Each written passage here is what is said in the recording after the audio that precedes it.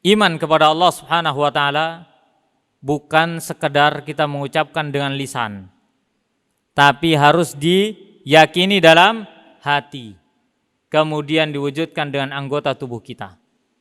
Bukan orang yang beriman ketika ia sekadar mengatakan saya beriman kepada Allah, tapi lupa akan hakikat iman dan konsekuensi iman.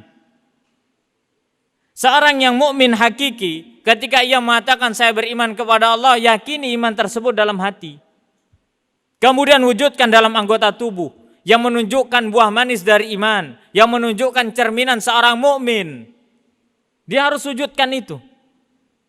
Tidak boleh sekadar meyakini dalam hati, diucapkan dengan lisan, tapi ia tidak mau ibadah kepada Allah Subhanahu wa taala.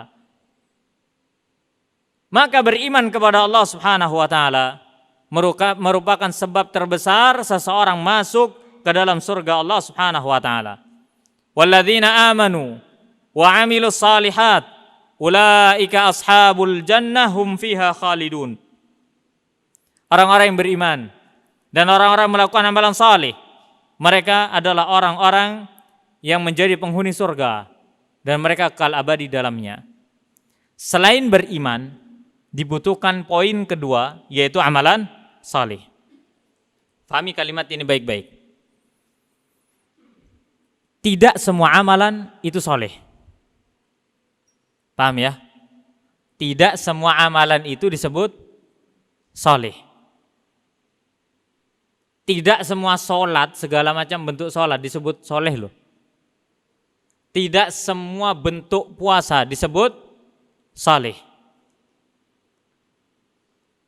Sekarang begini, dunia saja kalau ingin kita mendapatkan suatu pengakuan pasti ada SOP-nya. Betul nggak?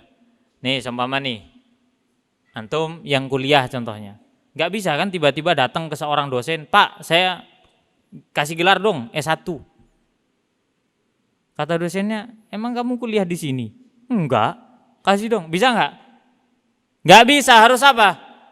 Ada syaratnya, ada SOP-nya, ada standar operasinya, betul nggak? Ada. Begitulah ibadah.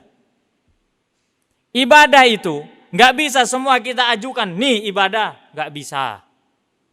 Amalan soleh itu nggak bisa kita ajukan, nih amalan soleh, nggak bisa.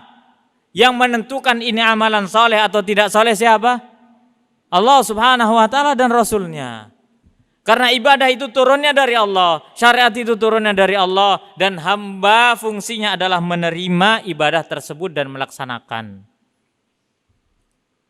Berarti standarnya siapa yang buat? Yang buat standarnya siapa? Allah dan Rasulnya, betul kan? Makanya amalan itu tidak akan pernah dikatakan sebagai amalan saleh kecuali terpenuhi dua syarat. Ini sering kita dengar, tapi terkadang sering kita lalaikan. Apa itu? Pertama, ikhlas kepada Allah Subhanahu wa taala dalam beramal. Ikhlas. Jadi kita ibadah bukan untuk manusia. Wa ma umiru illa liya'budullaha mukhlishina lahuddin. Tidaklah mereka diperintahkan untuk beribadah kepada Allah kecuali agar supaya mereka mengikhlaskan agama Allah Subhanahu wa taala. Harus ikhlas. Tidak boleh mengharapkan pandangan manusia. Tidak boleh kita ini sum'ah, riya, agar supaya dilihat oleh manusia. Dan ingat, ikhlas itu susah. Ikhlas itu bukan ngomong insya Allah saya ikhlas. Bukan begitu. Ya, ikhlas itu tidak butuh diucapkan. Nih, saya kasih kamu, saya ikhlas kok. Justru itu enggak ikhlas. Syaitan masuk dalam kondisi keikhlasannya kepada Allah kemudian dirusak. Makanya zaman sekarang, ya, perusak keikhlasan itu banyak. Banyak sekali. Jangan kira. Banyak sekali. Macam-macam. Ya. Oleh karenanya ikhlas zaman sekarang ini lebih berat daripada ikhlas zaman ulama.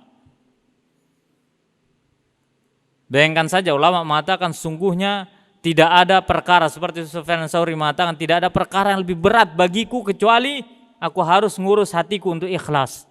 Aku belajar ikhlas 40 tahun. Belajar ikhlas ada ulama mengatakan 20 tahun. Belajar ikhlas 20 sampai 40 tahun. Ulama le kita. Sekarang Anda mau tanya lagi. Adakah di antara kita yang sudah merasakan nikmatnya ikhlas? Sudah belum? Gimana sih nikmatnya ikhlas? Belum pernah kan? Kita semua yang ada di masjid, ana dan antum, udah adil sudah. Ya kan? Belum merasakan nikmatnya ikhlas. Bahkan para ulama mengatakan ada orang yang sampai wafat pun belum merasakan nikmatnya ikhlas. Ya. Dan para ulama sulit dalam memberikan pengertian ikhlas. Sulit. Ikhlas itu ada sebagian ulama mengatakan kau beribadah kepada Allah tidak mengharapkan pandangan manusia dan tidak mengharapkan apapun dari dunia. Engkau beribadah kepada Allah Subhanahu wa taala ya tidak menyekutukannya, hanya untuk Allah semata, itu ikhlas. Berbagai macam pengertian ulama tentang ikhlas. Jadi ibadah itu bakal Allah terima kalau kita ikhlas pertama. Ya, sudah ikhlas nih ibadah nih. Bagus sudah. Syarat kedua, perhatiin syarat kedua. Apa itu? Mutaba'atur Rasul. Mengikuti Nabi Shallallahu alaihi wasallam.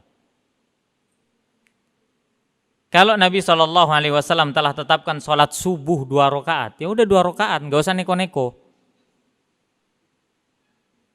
Nggak usah kita ngomong begini, kan subuh lagi bugar, segar bugar, ya kan? Harusnya kan tambah dong 4.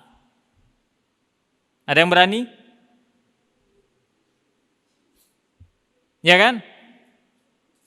Karena kan kita baru selesai dari istirahat tidur panjang kita, maka lebih baik, alangkah baiknya kalau subuhnya 4 rakaat, duhurnya disingkat jadi 2 rakaat. Anda pikir ngerjain 4 rakaat subuh itu gampang? Yang 2 rakaat aja jarang-jarang.